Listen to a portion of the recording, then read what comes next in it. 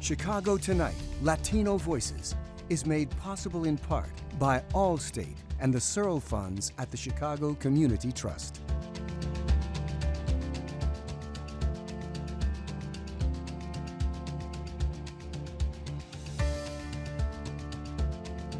Good evening and welcome to Chicago Tonight, Latino Voices. I'm Michael Puente, reporter with WBEZ Chicago. Thank you for sharing part of your weekend with us on the show tonight. Chicago parents weigh in over the debate over keeping masks on school kids. A local anti-violence advocate is heading to Washington, D.C. to lend a hand in stemming the tide of gun violence nationwide. An entrepreneur gives la última palabra on why he says now is the time for Latinos to go all in on technology. Sometimes people will be, where's the agave? And then be like, whoa, yeah. And a plant native to Mexico is turning heads and craning necks at the Garfield Park Conservatory. We show you what's up. First off tonight, Governor J.B. Pritzker announces the statewide mask mandate for most indoor public spaces will be lifted at the end of this month, with one exception. Pritzker says despite the ongoing court challenge to the school mask mandate, it will remain in place for the time being. Joining us now with their perspectives on masking in schools are four Chicago parents. Andrea Corona, whose daughter attends a Catholic school, Elisa Lee, who has one child in a Catholic school and 3 children in CPS, Melanie Lopez, a CPS parent as well as a CPS teacher, and Norberto Casas has 2 children in CPS elementary schools. Thank you all of you for joining us here today on Latino Voices. We'll get started now. So let's go around the horn. Do you think the state should stick with the masking in schools? Let's start with you, Andrea. No, absolutely not.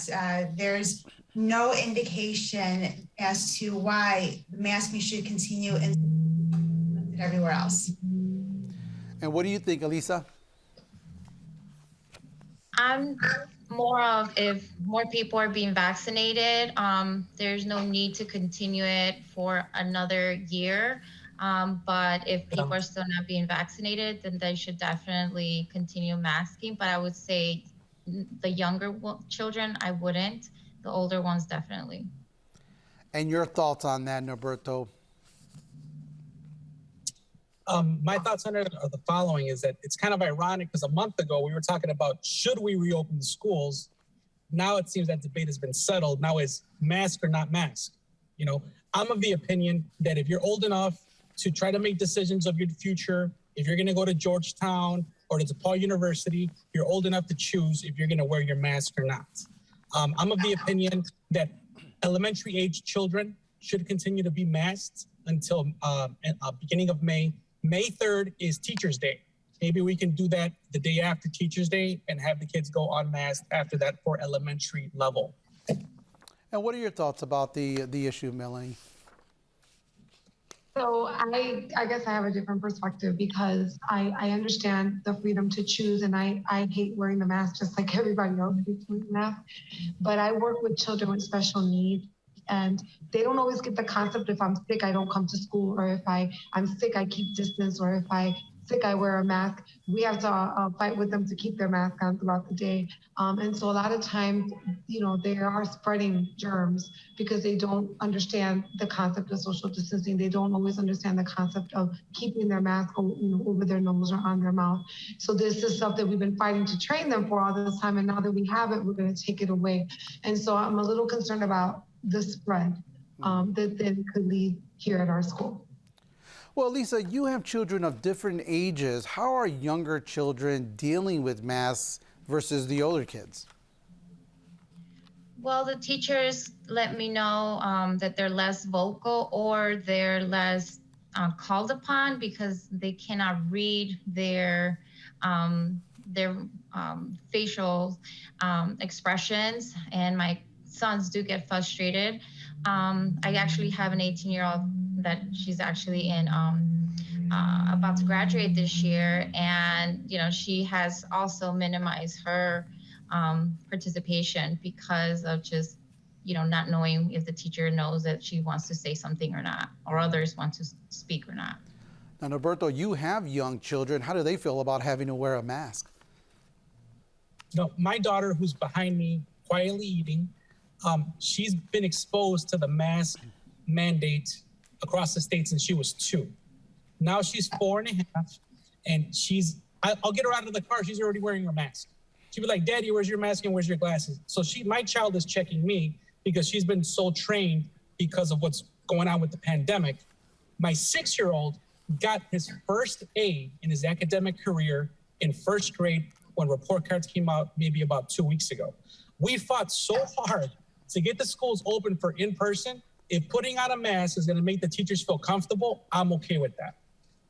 Now, Melanie, you kind of mentioned this a little bit earlier, but you as a CPS teacher, do you worry ending masking would make it less safe for you and your colleagues? Yes. Like I said, sometimes they're kids, and I understand that they need to be next to each other, they need to socialize, but they don't understand, boundaries sometimes and how to not spread germs. Yeah.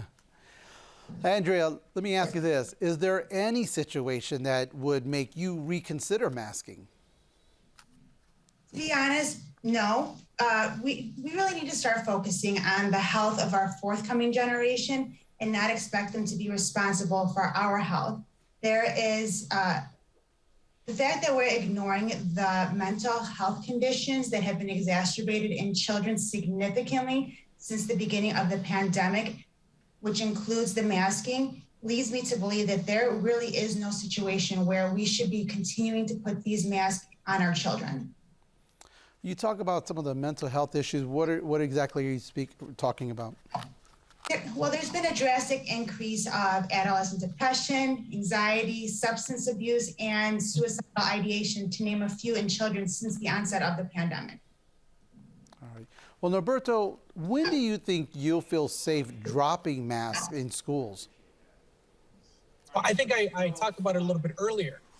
May 3rd is National Teacher Day. After May 3rd, okay, the weather's going to be such in Chicago that I would feel comfortable as a parent with our children not wearing masks. Ideally, I would love for them to wear masks to the end of the school year, okay? If wearing a mask is gonna make our teachers feel more safe, I'm all for it. Melanie, if vaccination rates were higher, would you feel more comfortable without masks? Absolutely. Absolutely.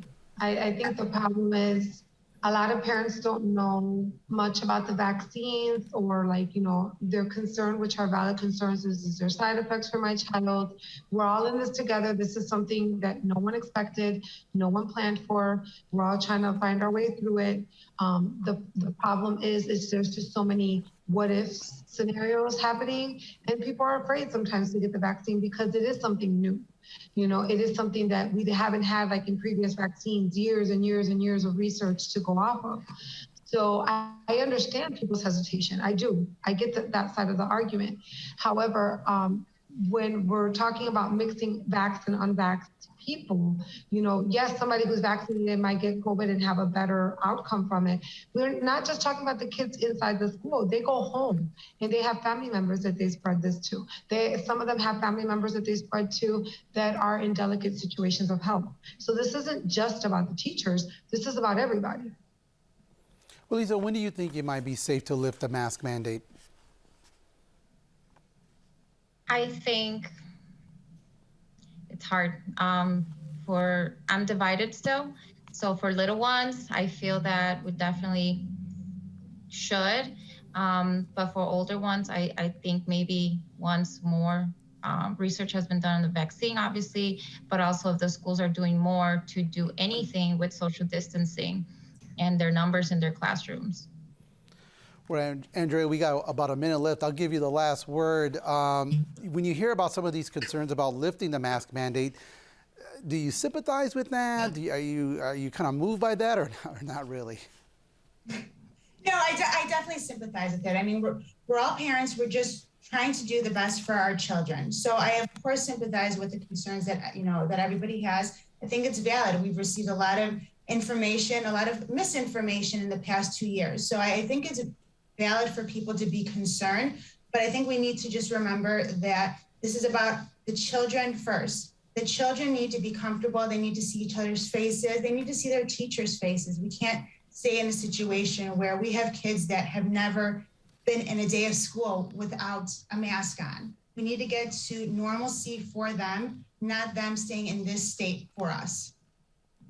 Well, our thanks to Andrea Corona, Elisa Lee, Melanie Lopez, and Norberto Casas. Thank you for having us. Thank you. Up next, a local anti-violence advocate takes on a national role right after this.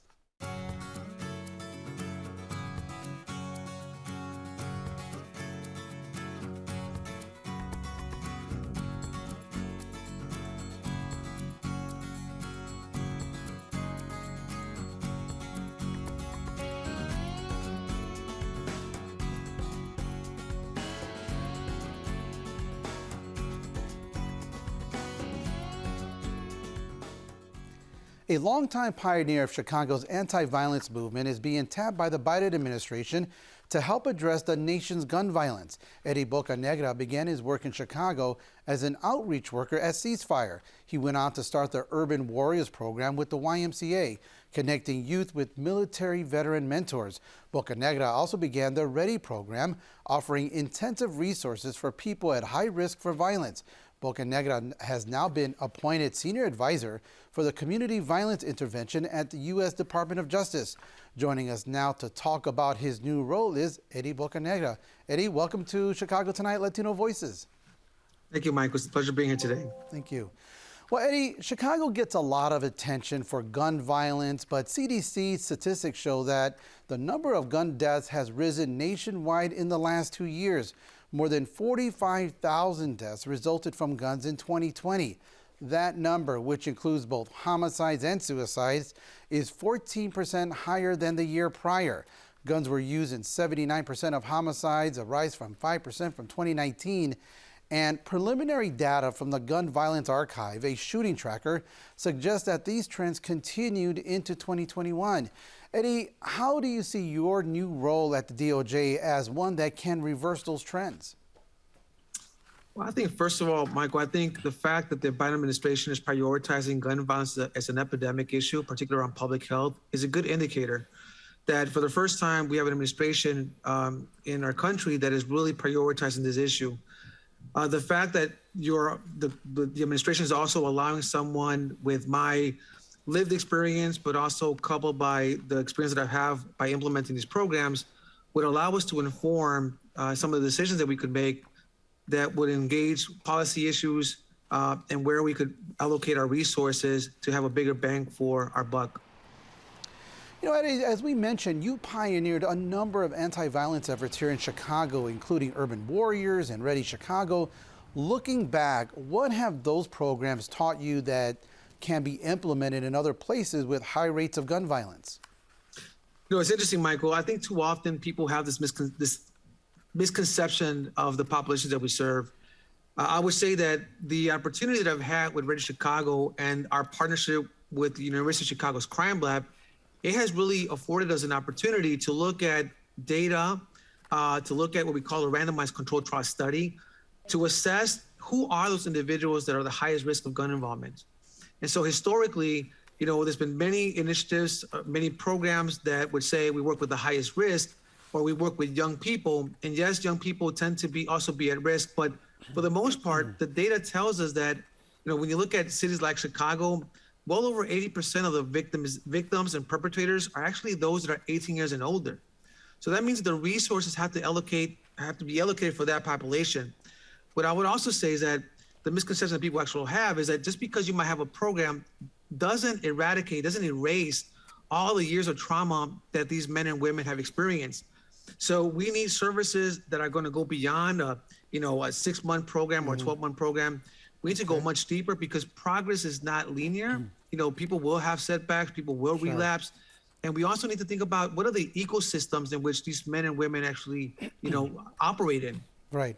Well, Eddie, let me ask you this. In Chicago, gun-related violence is often cited as a driver of gun deaths, including in the police shootings of Adam Toledo and Anthony Alvarez, as well as Melissa Ortega, who was killed by gang crossfire. Is this a driver of violence in other cities? I mean, there's an issue that we have in many key cities like Chicago. You could have the strictest policy issues around guns, as an example, and it doesn't seem to deter people from picking up a gun. I think what we're not focusing on is why people pick up guns to begin with, and what is the role of law enforcement. I mean, just last year, the year before that, record highs of how many guns have been taken out of our streets, and yet, despite of that, we still see an increase of shootings in our communities, and that tends to be true for many other cities that are neighboring other states that have more lax policies around gun legislations, as an example. But we also recognize that police do have a role to play in this, and we also understand that the federal government has been putting resources into tackling this issue. Well, let me ask you this. The uptick in gun violence has coincided with the pandemic. Do you think that's a coincidence? Well, I think the researchers are still evaluating and assessing this.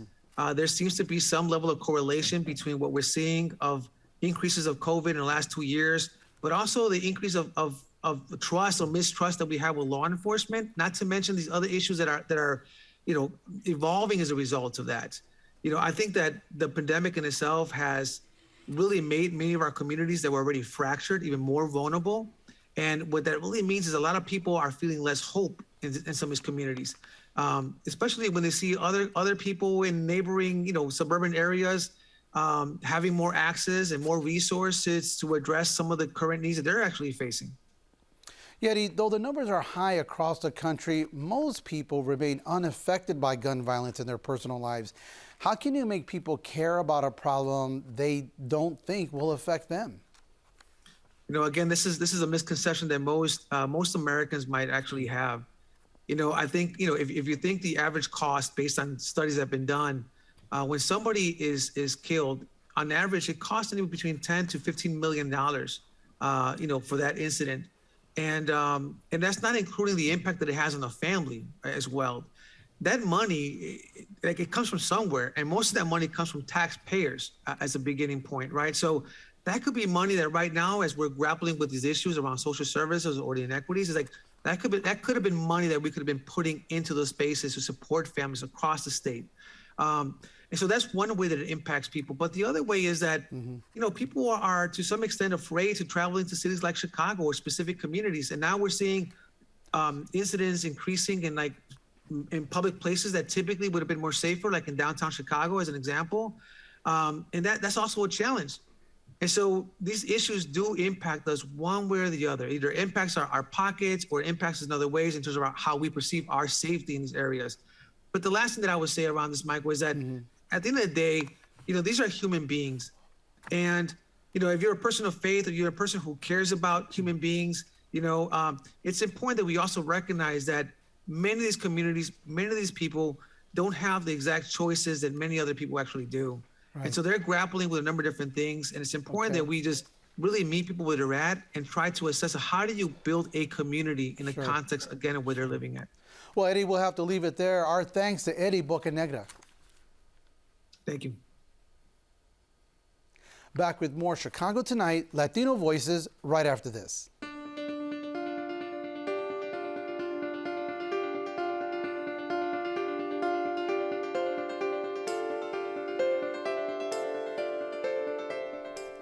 We have been following the journey of a unique agave plant named Gwen at the Garfield Park Conservatory. It's close to reaching the roof, and now it's officially flowering. Chicago Tonight's Joanna Hernandez stopped by the conservatory to learn more. It's not rare to see tall plants at the Garfield Park Conservatory, but it is astonishing to watch a plant sprout way past its growth expectation. 4 to 6 feet, 8 to 10 feet, and then it just kept going and going, and it's really beautiful too. Ray Jorgensen has been the floriculturist at the conservatory for 22 years. He has nourished all kinds of plants and says Gwen is one of a kind. I take solace in the fact that people are really into it.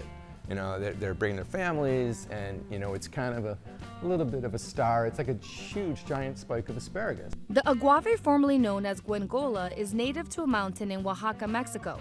Normally, this kind of agave is expected to grow about 4 to 6 feet tall.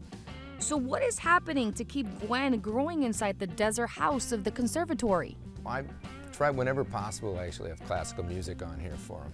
That's their preference, and some Chicago blues once in a while. So you do play some music. Yeah. Do you think that really does help plants, the love that you give them? I'm sure that it doesn't hurt. This was Gwen back in December, and within those couple months, it literally skyrocketed. Then it kind of quickly started to open up and expose itself. When it first started, the tip of it is almost like furry, and it's really sensual, it's beautiful. But so I knew something was going on. Is it a bird? What is it? What's that saying? It's a Yeah, bird. it's a plane. No, it's it's a plant. Gwen, you got It's Gwen. It now stands at a whopping 20 feet and 7 inches, and it's currently flowering. It started flowering 2 weeks ago, and it's gotten up that high, but it'll be weeks and months before it goes all the way to the tip. There's tons of work that goes behind taking care of Gwen, including playing the role of pollinator. You can just see how it comes down.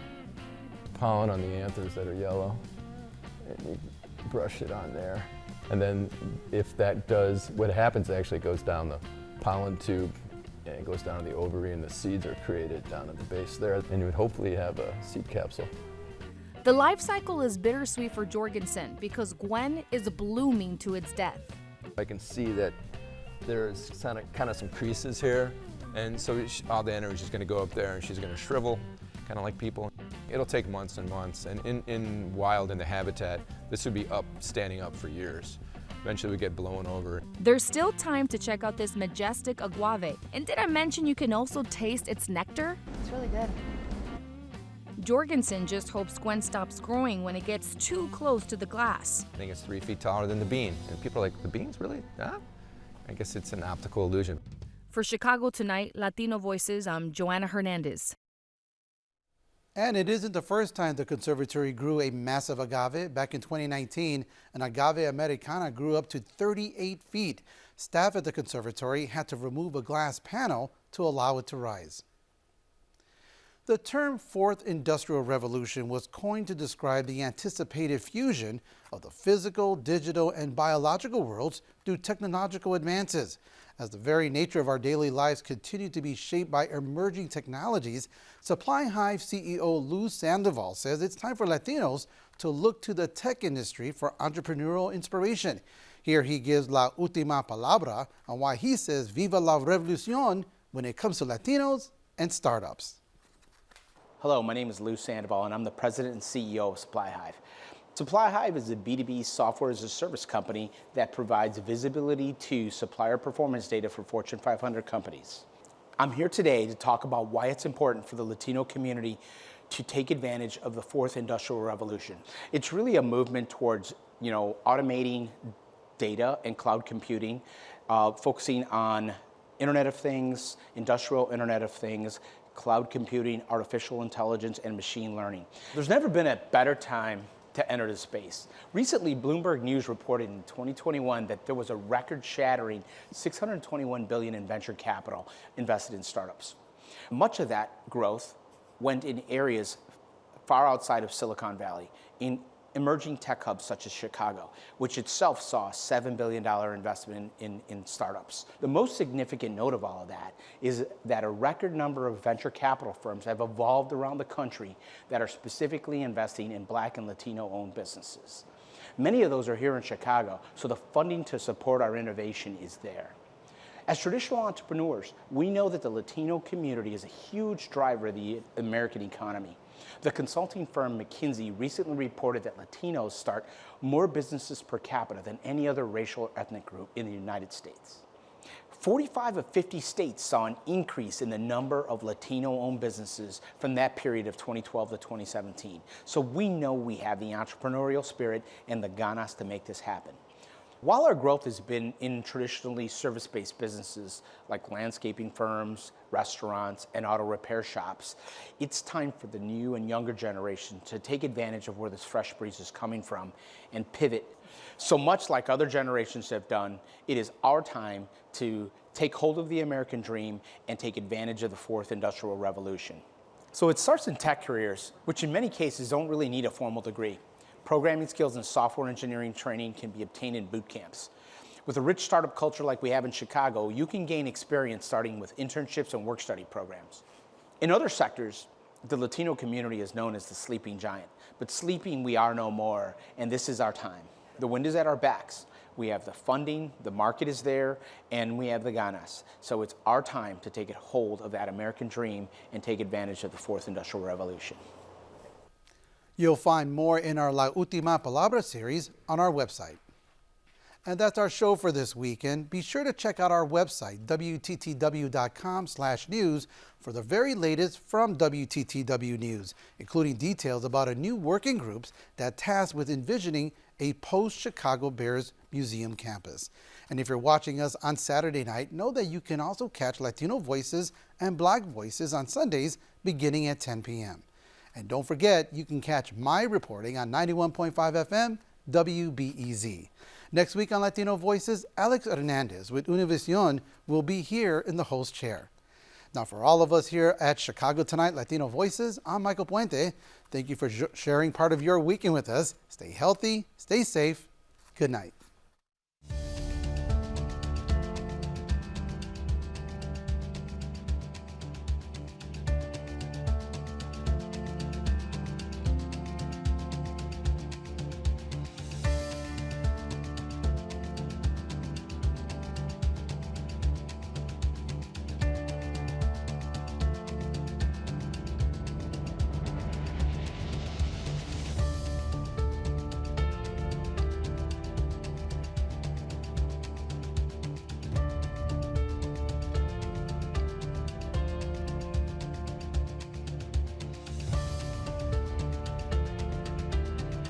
Closed captioning is made possible by Robert A. Clifford and Clifford Law Offices, a personal injury law firm pleased to give back to the community through numerous charitable initiatives.